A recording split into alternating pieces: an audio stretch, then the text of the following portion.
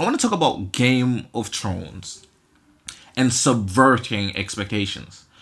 Now, I like it sometimes, but to be honest with you, most time a story is told much better when it goes as expected, but in an interesting way or in an unexpected way. Do you get me? So it's not the ending. Like, you know, at the end of a superhero movies that the heroes are gonna win. You you're not gonna make them lose, right? That's just, it's just not really gonna happen unless it's one of those stories, like a depressing ass story like that. But a superhero is gonna win at some point, right? So how you subvert it is the how they win, perhaps. Do you know what I mean? You have to make that interesting in a different way, right? Now, we knew in Game of Thrones that obviously they would defeat the White Walkers more than likely. The problem with it is the how. They really fucked up the subverting reality part, like, or subverting expectation part, like really, really screwed it up. Like, at first, the funny thing is I was watching the episode and I was actually quite bored for most of it. So I was like using my phone and just kind of listening to any dialogue that happened. I couldn't see shit. First of all, I think nobody could see shit. I couldn't see not a damn thing. So I was just out here just watching and I was like, okay, it's cool, it's cool. Then they built up this emotional tension. And I was like, whew, okay. Let's forget about how stupid the strategy is. That's okay. Let's forget about how ineffective Bran has been, which is absolutely stupid writing. I don't like. I honestly, I would write better. I haven't even wrote a book yet. Well, my book is coming soon. You know what I mean? But like, it's just downright terrible writing. Considering, I know I'm going backwards for a second, but just consider the fact that this kid has been built up from episode 1. Right? Hodor literally became Hodor to save this guy. At the end of episode 3, I'm like, why did they go through all this much effort to save him? He did nothing. Like, literally nothing. He was not needed in that battle whatsoever. Like, what in the absolute flip? The only thing he did was be bait. It was ridiculous. Do you know, there's a part in the episode where he goes to Theon and he's like, hold up, man, hold my beer. He basically goes, hold my beer. And he like, it changes into him turning into freaking the crows or some shit. I'm thinking, ooh, this boy want to control a dragon. Actually, since he got his powers, it led me up to that. I mean, I think, tell me who was not expecting that shit. But no, the writer's like, let's subvert reality. Let's subvert reality. Let's just give them the unexpected. Let him be useless instead. That makes a much better story. It does not. Their job is supposed to be to write a compelling story. Not surprise.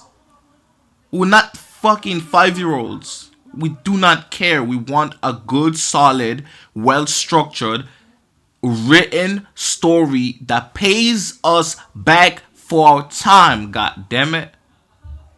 How could you have a character built up like Bran do nothing? It's just terrible writing. It sounds like I'm ranting, and I am ranting because it's such a disappointment.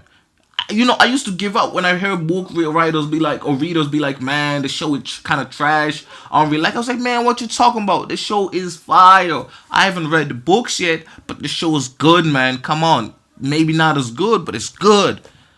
And now, this season, I'm like, this is stupid. It really just is. The fact that Cersei is the final villain just doesn't add up. How could you have the end of the world be the second last villain? Like, what? Like, seriously? For real? What they should have done this whole season backwards. Okay? So you start off with Daenerys and Jon finding out about Jon being, obviously it's going to be spoilers, about Jon being the rightful king. They argue and bicker and all that shit. Jon accepted because he's like, look, I just want to save the damn kingdom, so you can have that shit. I'm gonna keep I'm gonna keep it as a secret because look, think about it. I just want to save the world. We gotta kill the freaking walkers. That's all I care about. And that's Jon's motivation. That's literally all he cares about. That's what makes him such a good character. So then they go to meet Cersei, and Cersei does whatever she does, and everything happens the way it does, right? And eventually they defeat Cersei. Now, Jon still has this thing, this secret, and Daenerys is still afraid of what might happen if they defeat the walkers, right? So, boom. Then it happens during the battles and all that stuff. You can have it two ways. You can have it that they resolve it, then fight the walkers, or they resolve it after the walkers. I'm okay with an extra episode or 2 episodes even just dealing with that. So okay, so the first 4 episodes I'd give it to the first 3 episodes, I'll give it to ending Cersei. They end Cersei, boom. They go to battle against the White. They're starting to prepare for battle for the White Walkers. Episode 4, right? Episode 5, for example, they could spend doing arguing about the position between Daenerys and Jon Snow, and Jon is just like, you can have this shit. I just want to end the Walkers. Boom, that's accepted. Then they have the fight with the Walkers, episode 6 and episode 7. At least 2 episodes. 1 episode is freaking ridiculous. 7, 8 seasons for freaking 1 episode fight is just stupid. They fix up the strategy. I don't even care. They keep everything pretty much the same at this stage, right? And then, during the fight, Bran controls a dragon, or a wolf, or anything, god damn it. Control a walker for flip's sake. A giant. Do something. Okay? And he's more useful. Right? Arya still does the thing. She's a bit afraid. Blah, blah, blah. And in fact, even have her attack the Night King. She attacks the Night King. And the episode ends like that. Right? And then it ends with her dropping her sword and trying to stab the Night King. It just ends there. Boom. Right? Then you have the next episode, which we can say is the final episode, episode 7 or 8, whatever, right? And then in that episode, it shows that the Night King grabs her hand and then maybe throws her away or some shit. And then just when she's about to get killed or some shit, right? Jon Snow pulls up swinging, or Bran controlling a freaking dragon lands, boom. And it's the undead dragon, right? I'm just, hey, at this stage, man, anything I say is better than what these writers did, goddammit, right? It's the undead dragon, and he's like, how do you get this much power? And Bran is clearly struggling. In fact, he's dying from how much energy it's taking him to control the undead dragon. And he's losing his shit. You can see Bran is twitching, his body is twitching. You feel it, right? Just by listening to me, you feel like, damn, wow, shit is happening, it's intense. That's what I mean. You feel something, and then boom, right? And all that shit, and he doesn't really get to control the dragon fully, but he just gives enough time and enough distraction, right, for Jon Snow to get there and start fighting the Night King. Now he's fighting the Night King, and the dragon is trying to keep the walkers at bay, right? And he's fighting the Night King, boom, boom, and he could be getting his absolute ass whipped. Daenerys is there. Well, Daenerys is doing her thing. We leave Daenerys out of it, sure. She's struggling, and then Theon Greyjoy is crawling, trying to help, and even have him kill. I don't even care. Then Bran gotta do something, because obviously Jon Snow can't just outright beat the Night King, because that's just, that's just gonna. It'll be good, but it'll still be a bit unsatisfactory. So, boom, you have Bran back in his body, right? Back in his body, and Bran knows all the past, bro. He knows every freaking history. This guy gotta be useful, right? So, Bran does some shit with his wheelchair. Maybe, the way he made a new wheelchair, because they talk about it. His wheelchair is different. And it could have something that does something that takes away the concentration from the Night King, even for a fraction of a second, and that's all it takes for Jon Snow to get that victory. And all the walkers are all the undead are so close to surrounding Jon Snow at that stage that if he didn't get that kill, they were all gone. You know what I mean? Some shit like that. I'm just approximating here, just some shit like that. Or even Bran controlled the raven that just flew towards the Night King, and Night King grabs it, and that second that he does that is when Jon Snow offs his head or some shit, right? something way more interesting than whatever the freak happened in that episode. So that's what I would say. That's my way of fixing episode 3 and fixing whole of season 8. Because honestly, I'll tell you, I feel like every season has been like a 9, a 9 minimum. Season 3 was insane, a 9, and around a 9. Yeah, I mean, I'm not gonna say I loved every episode or every season, but overall it's been like a 9. But this season has been like a 5, bro. It's just been kind of pathetic. Like Daenerys' character, she's become this overly hungry queen, like power hungry, which is kind of not accurate to how she's been portrayed like throughout.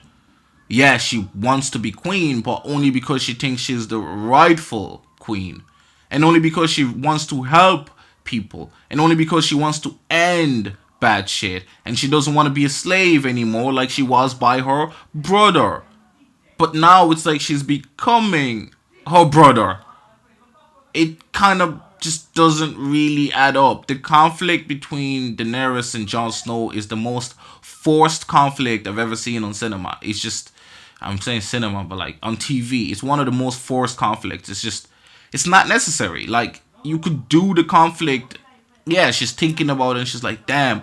But her reaction to it is just, it's out of character. At least from my understanding of Daenerys. And you guys could have your own opinion. Please do comment below if you do have an opinion, any opinion on when it comes to this season or anything I've said. But yeah, that's just how I feel. But okay, even have all that shit happening, and then in the last, see the problem with having that happening is it would definitely have to happen before the final battle. Because if it happens after the battle, I mean, yeah, it makes sense. I suppose, yeah, they won the war, boom, everything is happy. Now it's like, who's gonna be king, who's gonna be queen? Shit, what do we do? And you can even end the show on a whimsical freaking, you decide how this goes. You know what I mean? Or you could end it with, one of them gets off, though. You can end it anyway. I don't really care at that stage, as long as the Night King is this destructive force that has been built up for all 7 prior seasons. Like, literally, Cersei only became a powerhouse in the last few seasons, right? But the Night King has always been the main and like antagonist. So it didn't really make sense that they did that. And I watched an interview saying that they wanted to subvert expectations, and they knew for 3 years that Arya was gonna end the Night King. To me, that just told me that these guys, I don't know what their motivation is. Like, I think they should have talked to R.R Martin about how to end the Night King, because whatever the fuck they did, I'm sure it's nowhere. I'm sorry, whatever the hell R Martin did, I'm pretty sure it's a gazillion times better than whatever the flip these guys did. Like, which is really, really disappointing. And I've been finding that with a lot of these new shows, they have such great potential, and then for some reason, excuse me, for some reason they just end up freaking falling apart. Arya, sure, she worked hard to be able to kill the Night King. Cool. But in a storytelling manner, you should have had her interact with the walkers in some way or fashion or form prior to that. Have her witness the shit, have her see the shit, have her struggle through the shit, or some shit that makes us think, damn, she really has a lot of motivation to kill the walkers. Jon Snow had that motivation. Daenerys had that motivation. The freaking ginger guy had all that motivation. Freaking Bran had that motivation, even though his character is motivationless. But you know who didn't have that motivation? Arya Stark, and she's one of my favorite characters. And right now, I feel like she was just written into something that doesn't serve the story, which is a disappointment. Sharingan off.